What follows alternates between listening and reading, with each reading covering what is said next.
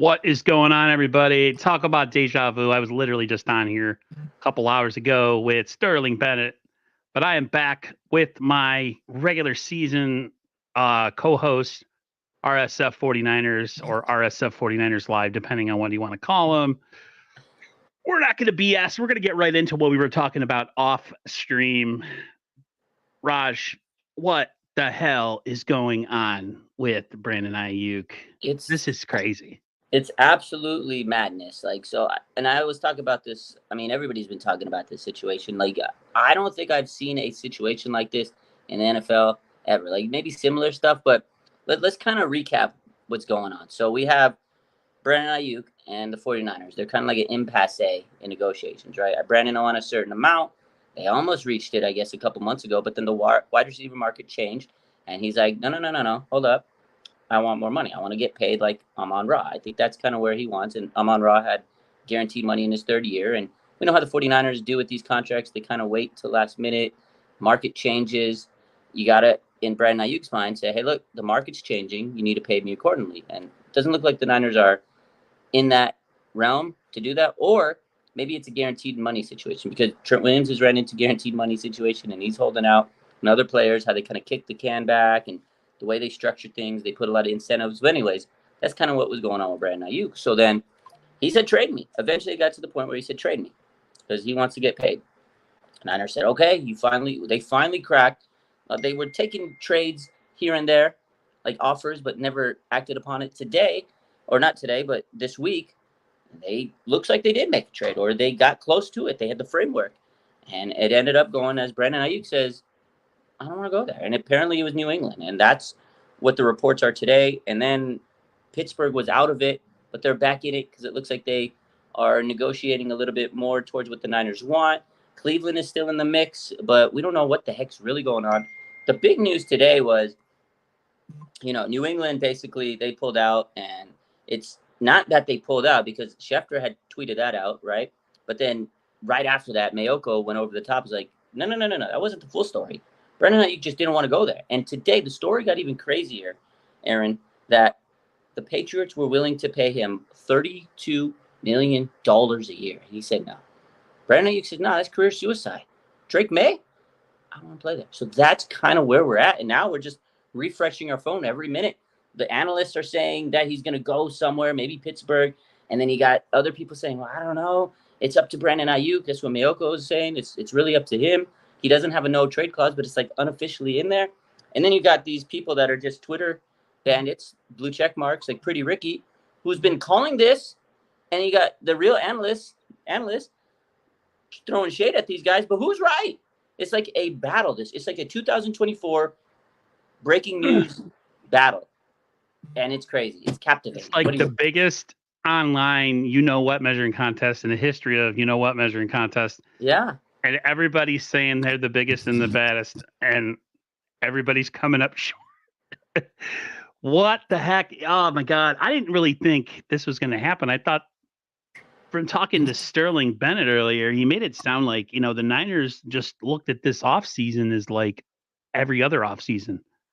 They'll take their time with the contract, but they'll get it done maybe sometime around training camp, maybe a couple days into training camp. And this has gone completely backwards in every way possible. Yeah. The Niners have been steadfast on their number, and they're not willing to move off of their number, as you've told me. And unfortunately, it's really crazy because, I see Brandon Aiyuk, and I think he's a really good player, but he ain't, market setting good, if you know what I mean. There's Justin Jefferson, Devontae Adams. Those guys are top of the game, right? I don't consider Brandon Aiyuk that guy. And then you look at how they use him in this offense. They're pretty much paying him what they think that he's worth. He thinks he's worth more. His agent thinks he's worth more. And I kind of had a feeling that this might come this offseason just because he's probably the purest wide receiver that they got on this team, but they have so many other weapons that are ahead of him. So, man, it's tough though, because okay, maybe he doesn't put up the stats other guys do because he's the fourth option. But then Aiyuk's argument is, Okay, if I had multiple targets like CD, if I got the amount of targets, I'd probably put the same numbers. He was very efficient, right? Number 7 in receiving yards, 31st in receptions, targets, whatnot. He was the most efficient. He had the most yards per catch until the final game of the season. So he was like 1 or 2 basically through the whole season.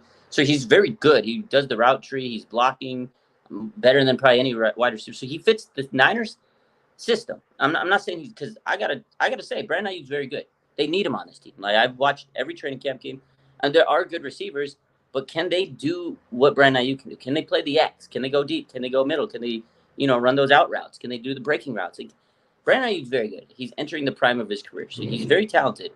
But is a wide receiver a make or break play? Is a wide receiver going to be the reason you win or lose a Super Bowl? It's hard for me to sit there and say $30 million because you are that good. Without you, we can't win a Super Bowl because there's a lot. Wide receivers can be replaced. Now, Brandon Aiyuk, a very good one. It's going to be very difficult to replace him. Like, for example, Patriots, if they would have gave us Kendrick Bourne, he's not replacing Brandon Aiyuk's production. Now, if the Browns gave us Amari Cooper, he'd get close because he put up very similar numbers to Brandon Aiyuk, and he had multiple quarterbacks thrown to him last year, and he's a very good route runner. Got good hands. He's a good player. And on Brandon Aiyuk's argument is, okay, if you go to one of these teams, you're going to get double, triple team. Can you continue to put up those numbers even though you're getting those targets? Can you be consistent? So there's arguments to be made on both sides. Now, Brandon Aiyuk had the opportunity in New England. I mean, no, they don't have anybody out there really in terms of weapons. He would have got like 300 targets. But then to his argument is Drake May's throwing the ball. Who the hell is Drake May? Rookie. So I can see why Brandon Aiyuk turned that down. Although $32 million, Aaron, he turned down 32 allegedly. $32 million. Shit. It's like he wants his cake and he wants to eat it too. It's like you got to make a choice, brother. Like work paid less, get paid less, stay with the Niners, have a chance to win every year, go to New England, get your money, and your season's over in early in November. October. Yeah, it's over. You're not going anywhere. You have a nice long off season. If you like hanging out in the off season. Yeah. Real quick, Christine Workman. I think Christine is the one who got me the Purdy jersey in the off season. I'm not 100% sure. Or during the end of the season last year, I think it is you, Christine. She says, no matter what we need, we need to pay, like she says, we need to pay Trent. Like, and I 100% agree. I actually think Trent's more worth it than Brandon Aiyuk because Trent is 1 of 1 on this team. Like without Trent, our offensive line is below average. Cheeks.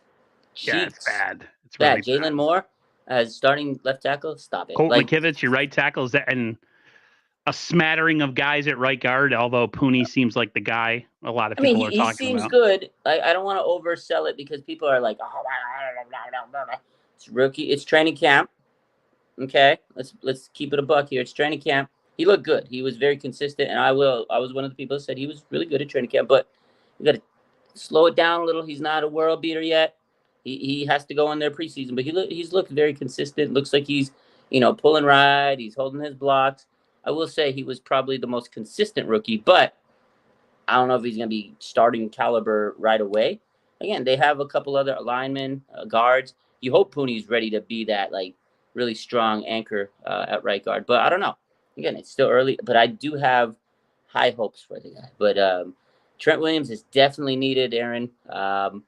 He's the key. He's a big piece of why the 49ers offense works. Run game. He's such a good blocker.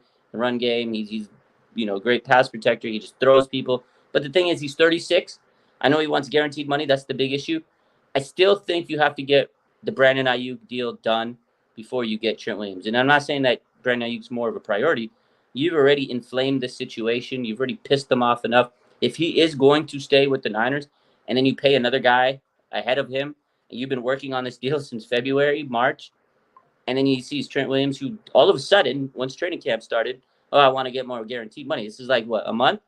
You pay him before you pay Brandon Aiyuk, who you've been working for 7 months with.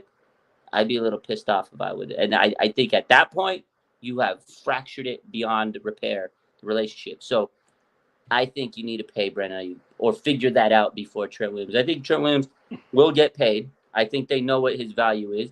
But I think you got to get Brandon Aiyuk's situation resolved first. That's my take on it. Debtopia says, and I don't know if I agree with this, but She says that BA is pulling all the childish behavior. Such a diva. Do you think he's being a diva right now? I think he's being a little irrational. I know, I get it. This is his first contract extension Right. ever, so it's difficult.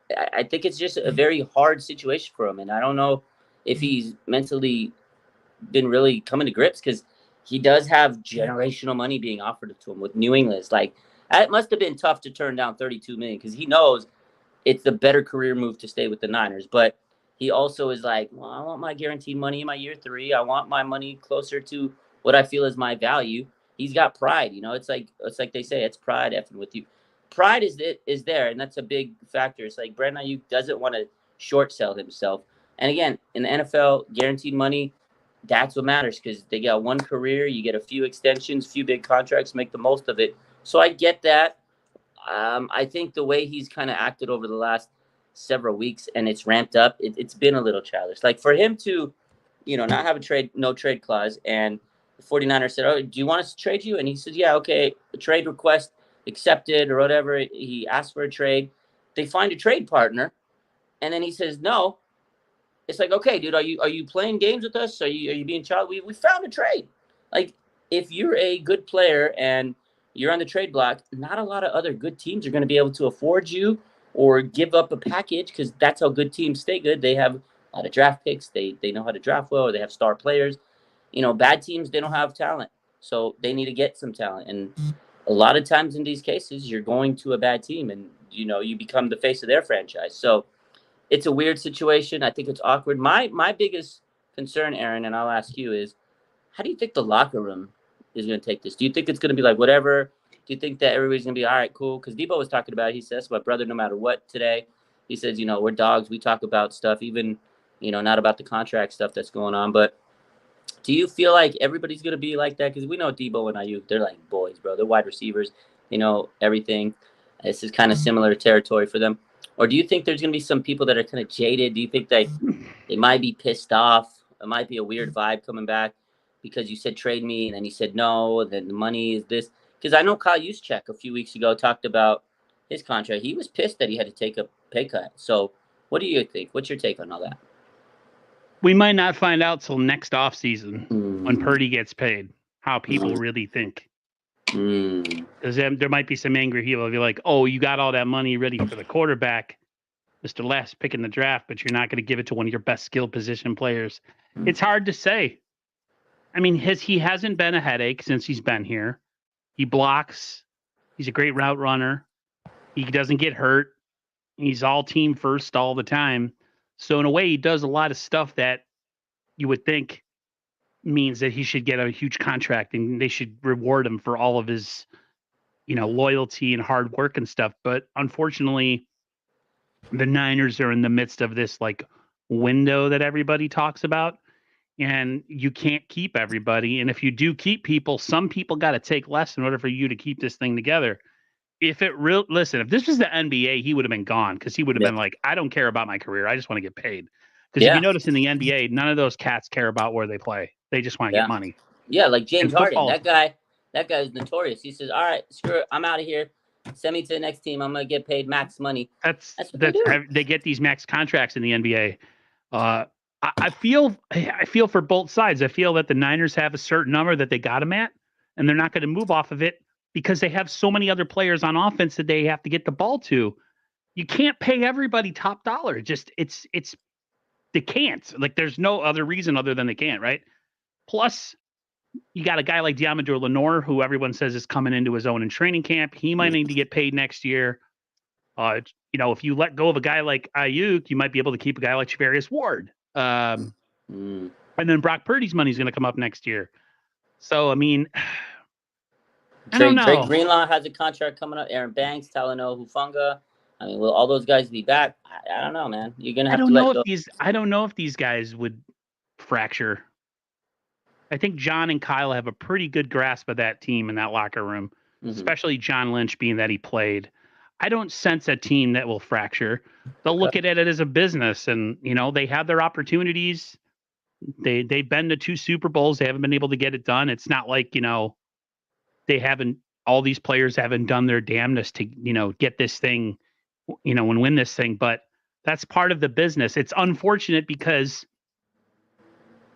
with these so-called windows, eventually they're going to close, right? And then like guys are going to leave, and like it's going to change, and it'll never be quite the way it was. And then like you could say like, man, that one team was so close, but they never could get it done.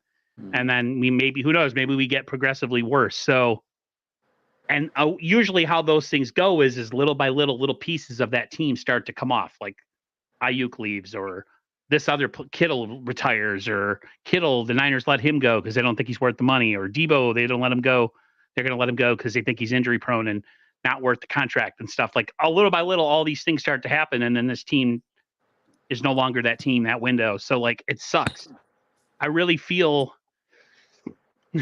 I just wish the Niners, I wish we had a bottom of the salary cap like they do in baseball, so to speak, where you could just pay everybody everything and be fine with it. But unfortunately, in football, we have a salary cap.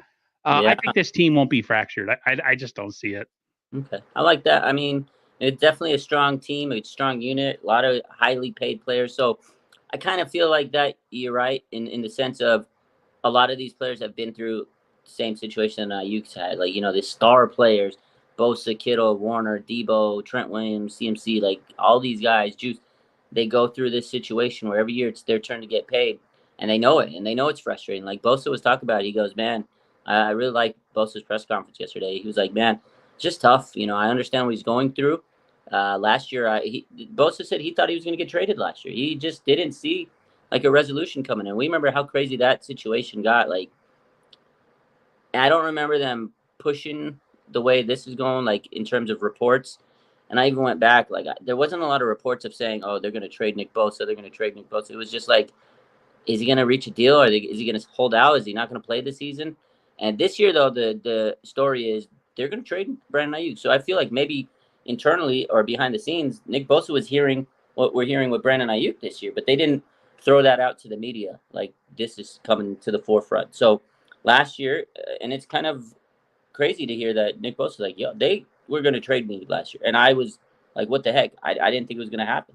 And now we're seeing that it's close to being traded to Brandon Aiyuk because we don't always see all the stuff behind the scenes. So it's crazy. Maybe the same stuff was going on with Bosa last year and we didn't know it. They did a good job of keeping it under wraps. And that's another thing is this year, a lot of information's coming out, and I feel like the 49ers, and they always say the 49ers don't leak, whatever. There's a lot of information coming out over these last couple of days. So I don't know. Maybe the 49ers are like, hey, we got to take a different tactic this year and throw pressure on Aiyuk because he's not budging from his number. We don't want to budge. We got to force him to budge. At some point, someone has to make the first budge. They got to crack, and both sides are just standing on business like crazy. Like nobody wants to start coming closer to the middle. And the 49ers are saying, fuck it, we're going to leak your information. Hey, guess what? Patriots are going to give you 32. Hey, guess what? Fucking, he said no to the deal. Hey, guess what? He could be traded, but he's saying no because that was Mayoko came out and dropped all that news. I was like, this is kind of information that never gets leaked out to the public. This Mayoko was making a firm stance. When yesterday, I see Adam Schefter when he tweeted out that New England they backed out of the deal. They're not going to do it. A minute later, you had Mayoko quote tweet that shit. He goes, actually, Brandon Aiyuk said. So it's like, whoa. Make sure you're getting the story right. It's kind of crazy, dude. It's kind of crazy. I've never seen this much mudslinging, so to speak, ever in a contract negotiation. There was the rumors last year about Bosa possibly being traded, but there's no way he's very small. It was very, very minute compared to the Aiyuk. I hate to say this, and I don't want to come off like a BA hater. BA ain't the level of what Bosa is when it comes to how his importance is on this team. Yeah. Like Nick Bosa is like a 1A player. I'm sorry. Brandon Aiyuk, he's our top receiver if you want to go just based on position. But in the pecking order of who gets the ball, he's like fourth, right? Yeah, but I think that changes in a year or two because here's the thing. Right, when other people like Christian McCaffrey get a little long in the tooth or Debo leaves.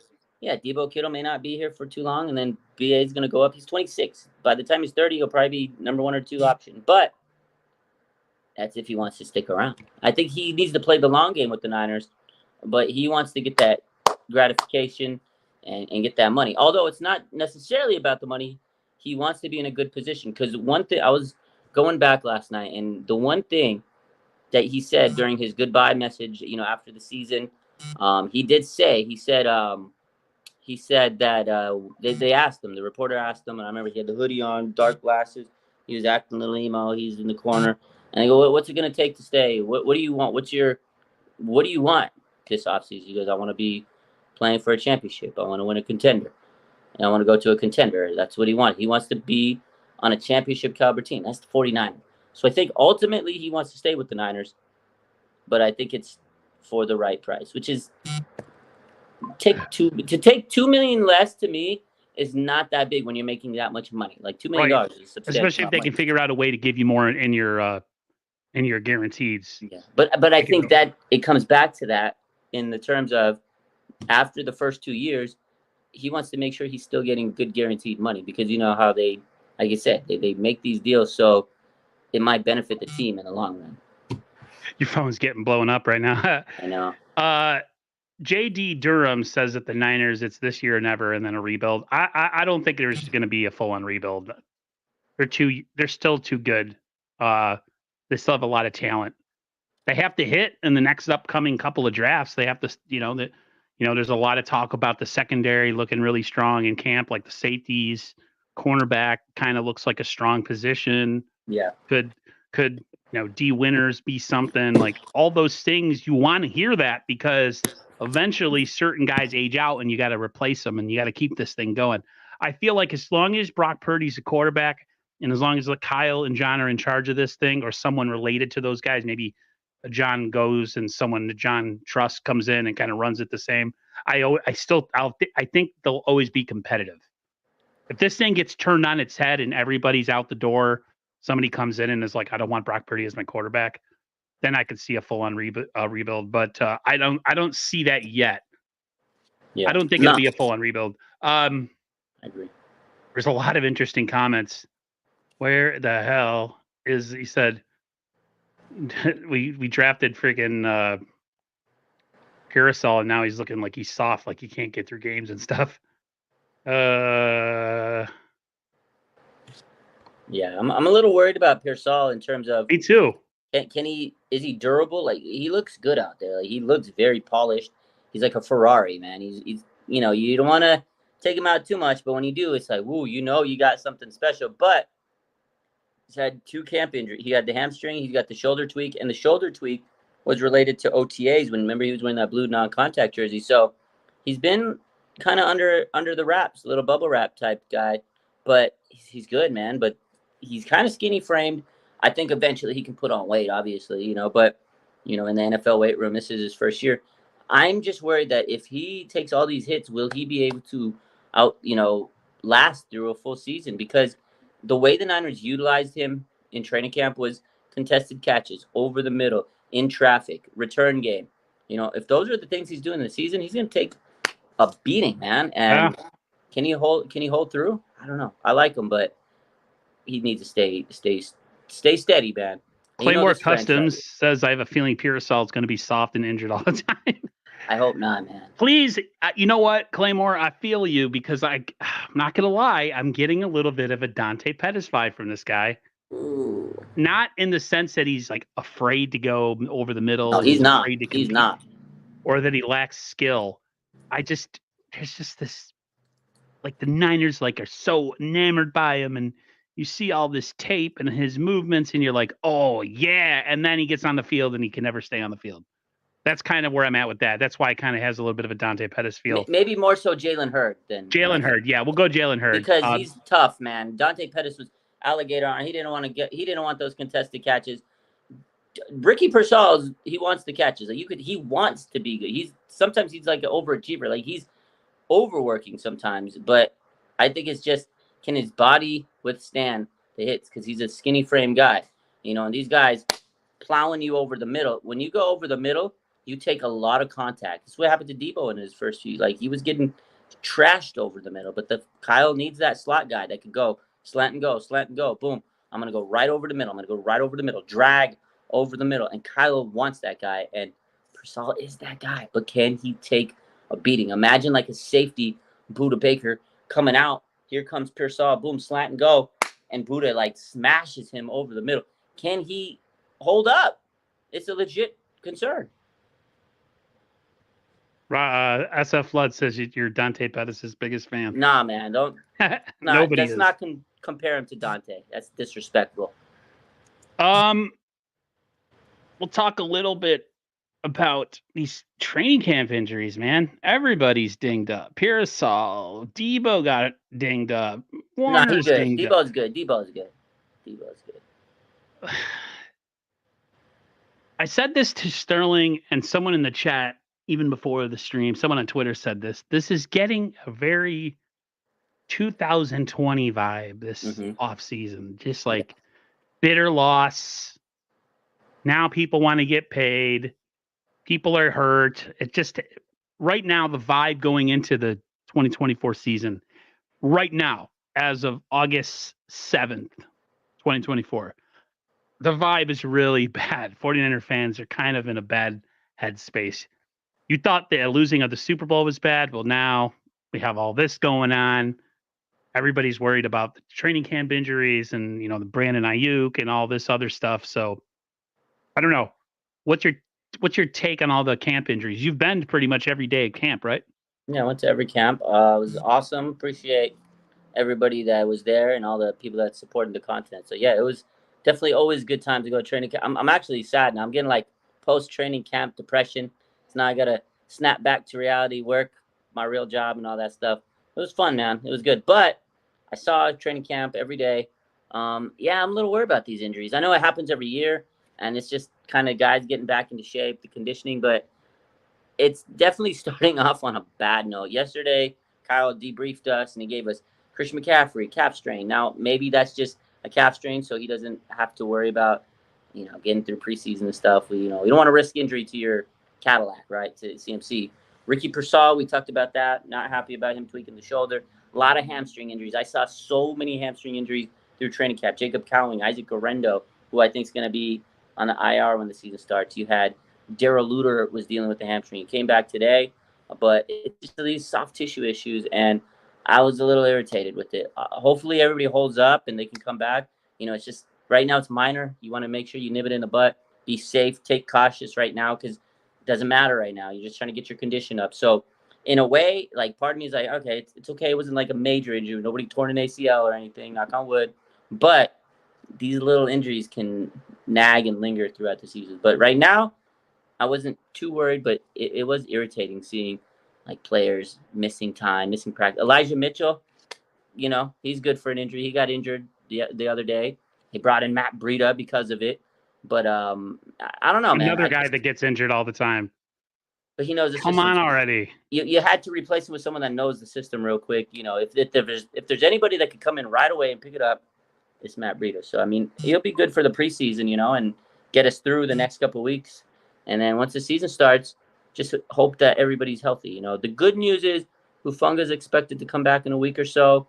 That's what Kyle said a while back. So the other guy I'm a little worried about is Dre Greenlaw. When's he going to come back? You can't rush him. But I will say, I'm not even counting him this season, to be honest with you. I'm hoping someone steps up in camp like a D Winters. D Winters. I'm going to tell you, the first few days at training camp, I was like, okay, he stood out here and there. But this last week, dude, every single day, he was linebacker 3. He played Sam linebacker every day with the first teams. He was stuffing people, stuffing Mason. He was stuffing everybody. There was a play where he got in CMC's face, got him on a one-on-one. D Winters, he's special. He's good, man. I tweeted out today. I was like, he was probably like the biggest riser in camp, actually. Like, in terms of players that, improve their stock and I think could have a breakout season, it's D Winters, man. This guy looks so good. 49ers know how to deal with linebackers. They know how to bring these guys up. Johnny Holland. He's the next guy. To me, it's what was I going to say? There's 3 players that I'm concerned about for injuries. Okay. Debo, CMC, and Pearsall, because they're all super vital for the offense. What about George Kittle? Is he hurt too? No, he's not. I'm saying, what if he does? I'm saying if he gets hurt, he's down to miss like 4 games this year. That's usual for him. The rest of these tight ends are dog water. I've heard the same thing from Sterling Bennett. He said this tight end group is poopy. So bad. Nobody stands out on a consistent basis. Like one day, some guy's okay, and then the next day, like today, Jake Tongs, he was good, but I hadn't seen him much from him the other days. Mason Peline made some decent plays today, but nobody's standing out. The guy we got from Washington, the free agent Logan Thomas, the guy didn't even play during training camp. I saw him on the sidelines, like rehabbing the whole training camp. And that was the big thing, him coming in here, is he was hurt all the time. Jeez. Fuck, man. Retire, man. Get the hell out of here. Honestly, the best tight end too was probably Eric Saubert. I've heard that, and Braden Willis. Braden Willis had some, tight end 3, probably Braden Willis, maybe Jake Tongs. I don't know, but you know who's dog water, like really bad? Cameron Latu. Woo! I've heard that he's. Sterling said that they should have switched. They should have picked Latu in the 7th and Willis in the 3rd. Do you agree on that assessment? I absolutely agree. Yeah, absolutely agree. I don't know how Kyle saw him as a 3rd-round pick. We wasted that pick. Kyle just needs to stay away from the draft board. I'm sorry. 3rd round, don't let him pick. He's good at they the need late to somehow figure out how to switch the people that do the scouting for the early rounds and the late rounds. Switch them around in this coming draft. Yeah, right. This is, I mean, we were talking earlier about if the Niners were a bad team and didn't make the playoffs with all these like draft misses, how John and Kyle would be out of a job. They are protected by 2 things. 2, because they got, they've been winning. And the other one is like they've hit on a lot of late round picks that have saved their ass. Mm-hmm. Because if you went based on just like the early round stuff in this regime, it's been pretty bad. Been bad. Like, dude, another guy that's probably not going to play this year, Drake Jackson. Fuck, man. He didn't make it through training camp because the injury, the knee, he had surgery. He's probably going to start on the injured reserve or PUP list to start the year. We talked about it last year, and Bashar, we talked about it. We said he got those 3 sacks. I said, watch him not get any more sacks the rest of the season. And everyone's like, oh, don't say that. I remember the guy was leading. I remember first week, I was like, oh, my God, Drake Jackson. People were calling him Drake Saxon. Oh, my God. Oh, he's leading the NFL. I think I tweeted. I was like, oh, my God, Drake Jackson leading the NFL in sacks. Bro, we didn't hear from him after that. Did he? He got 3 sacks. Out. He was like, I'm good for this season. I got 3 sacks. He got 3 sacks and cooked his knee up, bro. That's what happened. He crashed out. All this talk about, oh, he's got bend. He's got bend. He can get around the corner. He's kind of, he's played a little heavy. They had him playing a lot of stuff in college, and he hasn't really been able to hone one position. But he can bend. He bends all right. Bends right onto the freaking bench and sits down. Someone said he's the next coming to Aldon Smith. Oh yeah, okay. I like him. His body composition is the same as Alden. Alden Smith was like. Drake is such a good guy, and that's the thing. It sucks because I really like him, but some guys they can't stay healthy. It's like Kinlaw. Kinlaw couldn't stay healthy. This guy can't stay healthy, man. And Kinlaw talked a lot too for a guy that can never stay on the field. Always running his yapper. Professional at Japanese, I heard. So he was like a poor man's he reminded me of like a poor man's freaking Warren Sapp. Talk all that jive. Homeless Warren Sapp. Homeless man's homeless. Who chews with his mouth open and goes after reporters that are a quarter of his size. Let's talk about this. Our DBs. I think our DB room is, from what a lot of people are saying, especially Diamador Lenore. They're saying Diamador Lenore is coming into what has a chance, if he's healthy and has a good year, that he could start to be in the conversation of being one of those more upper echelon corners. Mm-hmm. What's your take on that? Yeah, Demo, honest, I tweeted out because he, to me, was the best defensive player in training camp consistently on a daily basis. He made so many big plays. He was everywhere. He gave a lot of receivers fits. He had some picks. He had like a pick 6 on Purdy. I don't know how many picks he had on Purdy, but he had a lot on his ass. He was good. I honestly think, this year he could become a top-tier cornerback, top 10. He's a contract year, so he's going to play his ass off. This is the thing, because him and Mooney Ward, 2 really good corners, are a good duo. I don't think you can pay both of them next year. You're going to pay one of them, and Diamond Lenore is younger. Probably could get him for cheaper than you're going to, pay Mooney, who's been an All-Pro now, and he's at that higher end of the scale. I think the 49ers are banking on Diamond Lenore, who can probably you throw him in the slot. He's got versatility, and if you put him in the slot, the Niners can actually pay him less because how they know how to work the politics there. So I think Diamond Lenore contract year, he's the guy that they're going to bring back and pay him, a pretty decent bump in salary. And I think next year Mooney Ward might be out, and that's why they started to get a lot of these corners. Renardo Green looks good. I was asking, there's a lot of positive talk about Renardo Green and Yadom. Yadom looks good. He'll be like a 1 year, 2 year kind of guy. But I think next year they got to go have like a big time corner, because if they let Mooney Ward go, you need to make sure you get a money corner, because then Lenore's going to be that other guy that you have, and then you let Mooney, if they do. I want them to bring back Mooney Ward, but if you don't, you need to get like a top echelon corner, and then you got a guy like Renardo who could play the slot next year. They got some other guys. Luter, I wish he was healthy. That's the one thing. 2 years in a row dealing with the hamstring, man. Maybe he's cooked out with the knee. It's not good.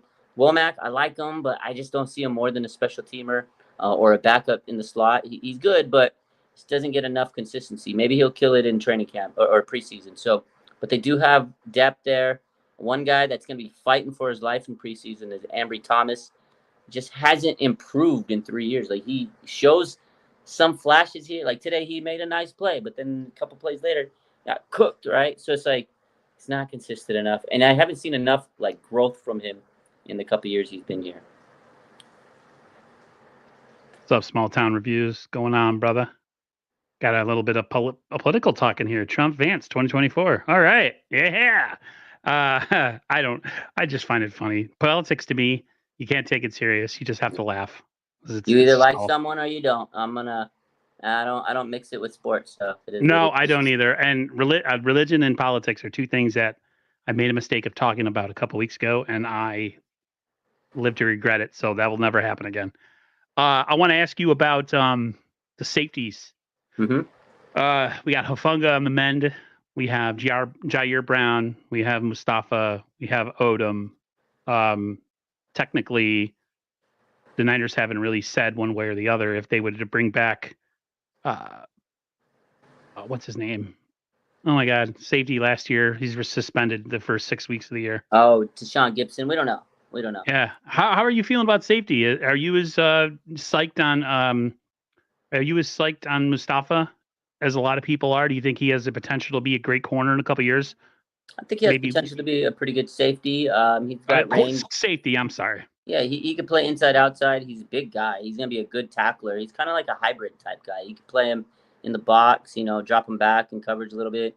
He moves well for his size. I mean, he's jacked. I don't think he's a starter right out of the way, but he could help, maybe special teamer right now.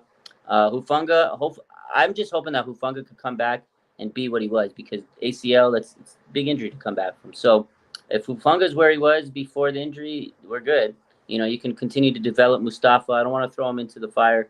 Jair Brown, man, year 2 is going to be freaking insane. This guy, he's a playmaker. He was all over the field. So I'm happy about Jair. I think he's going to have a good year.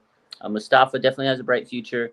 George Odom was actually very surprising this training camp. He was one of those movers and shakers. He was pretty good in coverage. So I feel like if Hufanga's not there, Odom could kind of hold it down for a little bit. Now, he's not the best coverage guy, but he improved this offseason. Great special teamer. The other guy they have, Taylor Hawkins and Mahoney. I don't think those guys make the roster. They'll probably be practice squad guys. Good depth, but I feel like if Hufanga doesn't come back 100%, we might have an issue. If he comes back 100%, then we're good, because Mustafa will be really good depth, and so will Odom. He's a great special teamer, and he can come in a pinch.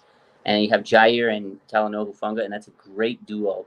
But Hufanga, he is coming back from injury. He's in a contract year. So I'm expecting Hufanga to have a good year as long as he's 100% healthy, and that might price him out next year. So that's why it's really, really important that Mustafa turns into what we all think he can. Because, like you said earlier, this team, there's a window. But you know what? This team is going to be competitive, like you mentioned, because they do have good young players, but they have to develop. Like, you can sit there until you're blue in the face and say, oh, Mustafa, so much potential, so much potential. He has to deliver on the field because we said the same thing about Drake Jackson. We said the same thing about a lot of players, but they don't develop on the field. Then it's just we're blowing smoke up our ass. So it really depends on how they develop. Same thing, Ricky Pearsall. We see how good he is on tape. He's twitchy receiver. Oh, look at the training camp routes he's doing. Stay on the field and prove it. That's it. Bottom line. Every player. Yeah. What's your feeling on the defensive line? I feel like we're still kind of thin at outside rusher. Yeah. Unless Beal can step up. Yeah. I agree. They need to beef that up. Floyd looks good. Bosa, whoo! I'm glad he was at. I've heard Bosa's been having a really good camp. If they were counting sacks, he would have gotten 3 today. They said. Yeah, he had 3 sacks today, bro. If they were counting him, every day it doesn't matter who's lined up against. He makes Colton McKivitz look like a trash can. He makes Jalen Moore look like dog water. I mean, it doesn't matter. Well, they are pretty. They're not pretty great, stuck. But when they go up against Bosa, it's like, oh my god, man. Leonard Floyd really, really nice in training camp. I like what I've seen out of Yetur Gross-Matos, but he's a tweener. He can set the edge good. I really like what he can do in that sense. I think he's going to be like an Eddie Com / like a Menahue type guy. Guys who could set the edge, maybe not as big of a pass rusher. Yeah. That was one thing I noticed the Niners when they had, at least last year, they had a hard time setting the edge. Yeah, I like this guy. Yeah. But Robert Beal, you mentioned Robert Beal. I will hope he can become a good depth piece, a rotationary, edge on there. But I don't know. We'll see how it goes. This is really his first season. Last year kind of dealt with the hamstring and he came in late. I still think you need another quality edge out there. We talk about it all the time. They need a lot of guys. Austin Bryant's still on the team. He's not that special. The Niners, one of the things that, again, I had a stream earlier. We talked about like, okay, if you're going to trade Aiyuk, say in a perfect world, what would be something if you can't get a receiver back? What would be a position of like that a team would want to go for? And a lot of people are saying Hightower, the outside rusher from the Steelers. Or an offensive lineman, like a legit starter offensive lineman. If that was the way where you're going to go. Do you think if you were a GM and you had to make that decision, like there's not a wide receiver that we can grab from another team, but they offered you, or if you had the chance, would you ask for an edge guy or a defensive lineman, another player? Because that seems like sometimes draft compensation for me, it doesn't do anything. Because we needed someone who's going to contribute right now. If we want to win a Super Bowl, we need a guy that's going to help take us over the edge now. Like I get it, a draft pick would be nice to continue to bolster and give us some talent down the line when some of these guys leave. But right now, if we're trying to go for a Super Bowl, we're all in. We need a guy that can step in right away and get us a premium edge rusher, like just nasty guy on the D-line. It wouldn't be a bad idea. I think it'd be great. O-line, definitely. We can always use a good offensive lineman. That's why, when the Patriots were in the mix in the trade, I know it was probably a pipe dream, and although they're out now, I was hoping it could be Matt Judon from the Patriots. Like, that's the guy. I was like, can you imagine if we get Judon off the edge, Bosa, Floyd, Judon would have been insanity. But I don't think they would have gave him up. But they were, the crazier things have happened. But that's kind of what I thought, too, if they couldn't get a quality receiver, maybe get a quality edge or something. But it's tough. I do like our D-line. I think it's improved in terms of interior depth. Jordan Elliott looks good. Malik Collins, I think, is going to be good. And they're healthy. Those guys aren't going to miss the season, knock on wood. So far, from what I understand, they don't have any plantar fasciitis, Aaron. So that's a good thing. Yeah, I want $17 million a year, but I'm already hurt. And I'm going to go pout on a podcast. It's like, dude, whatever. And then I'm going to go film a TikTok of me eating Burger King. Did he? He filmed. He had. No, this all he does. He goes and he's like a food content creator, and then he has his podcast. He does look a little soft, so that explains a lot. Crazy. It's crazy. That's crazy. What's your talk? What's your feeling preseason game 1? Are you even watching? I'll watch it. I'm gonna watch. Of course, I'm gonna find a way to watch it too. Gotta watch even though there's, watch you have to watch it. Yeah, I'm excited because we got football, but am I excited to watch Josh Dobbs, Brandon Allen, and Tanner Mordecai? I couldn't tell you that. For me, I just watch guys that want to see development. You know what I mean? That's what it's about. I'm excited to see the guys like Robert Beal, like we mentioned, Exactly. guys like that. D D winners. I want to see Ronaldo Green go out there. And Jalen Graham on the 49ers still. Jalen Graham, yeah, he had a pretty good camp. Cody Schrader, that's another guy. Cody like all Schrader. The guys that I saw in training camp that I was like, I like this. Ting, tang, walla walla, bing bang. Bing bang. Yeah, there I we want go. to see those guys. I'm not worried about awesome. Brandon Allen and all that stuff, but who was I watching the other day? They're like, if I had to make a depth chart right now, they would have Brandon Allen number 2. I said that. Was it you? It might have been you. I might have been watching you. I tweeted that today. I said honestly, right now, Brandon Allen, to me, he's QB2. Well, because he knows the system. Yeah, he knows the system, and he's been a little bit more consistent. Like Dobbs has had some moments, but some moments is not good enough, I feel like, to be QB2. I know they're paying him money, but the same thing was Studfeld a couple years ago. He got a big money, but he wasn't good enough. So I think he'll be on the team. Josh Dobbs will be QB3. But if he has a good preseason, then yeah, maybe he can bounce up to QB2 and push towards it. But Brandon Allen knows the system. He knows the team. Year 2 for him. I think right now he's slated at QB2. What I saw, there was times where I was like, "Woo, what a pass, Brandon Allen." So I mean, I think he's QB2 right now. It's kind of nice to be in this part of the preseason and not be talking about quarterbacks. I know, which is crazy. You know what we're talking about? Wide receivers. And we're talking about wide receivers, the diva position. Hey, I always tell people it's better to. I was at work.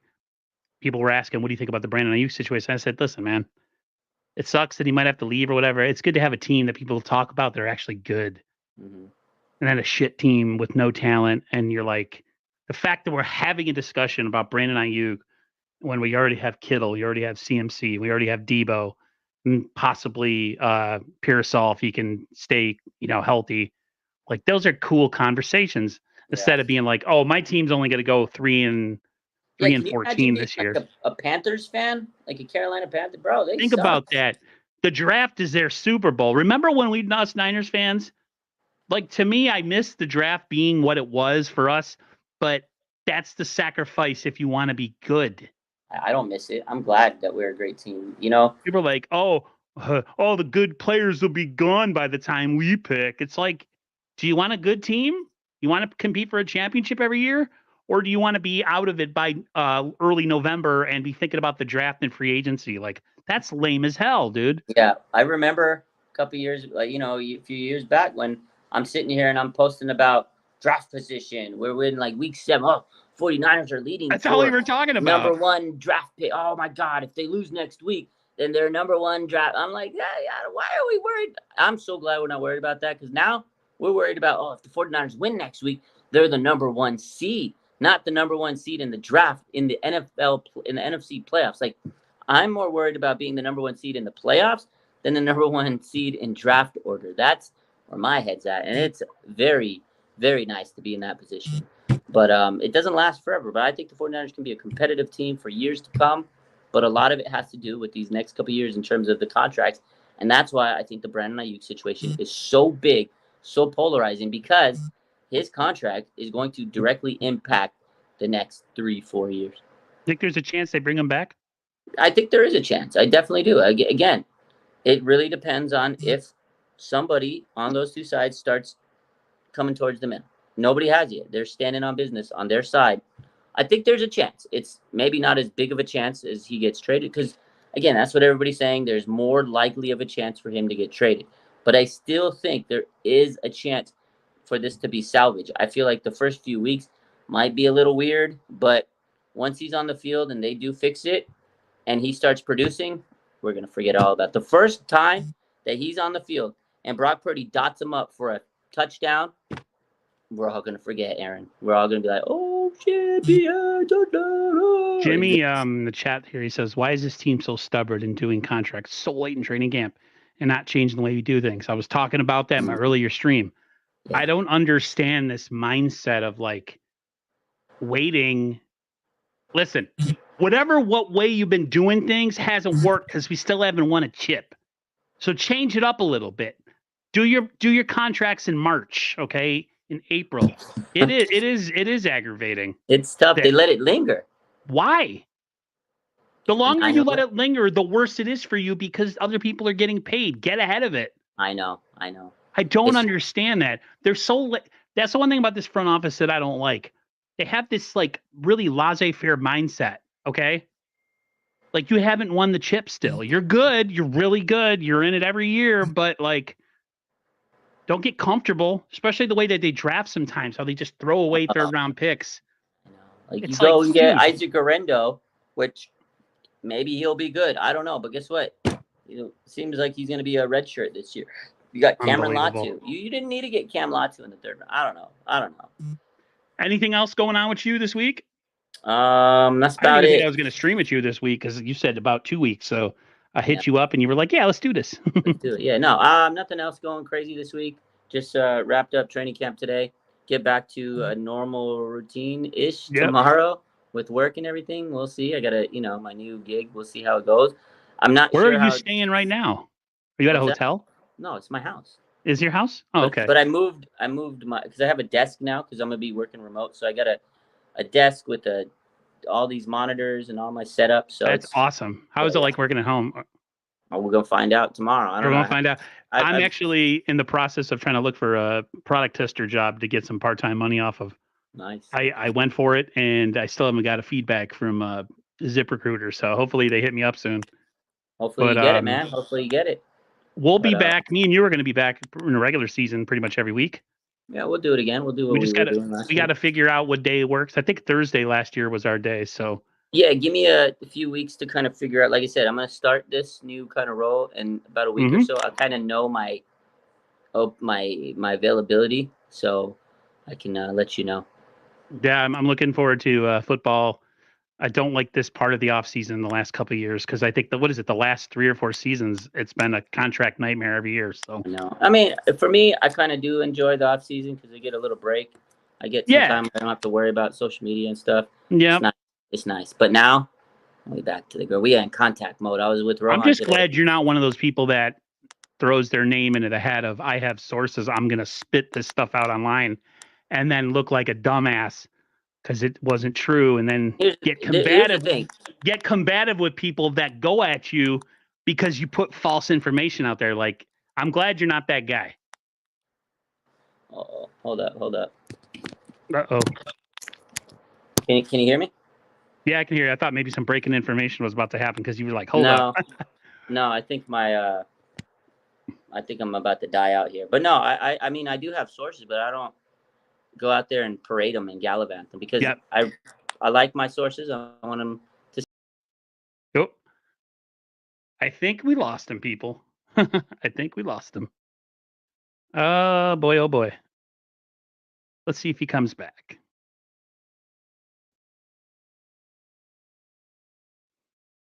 Let's see if he comes back. Give it a second, folks. If not, we'll end it here.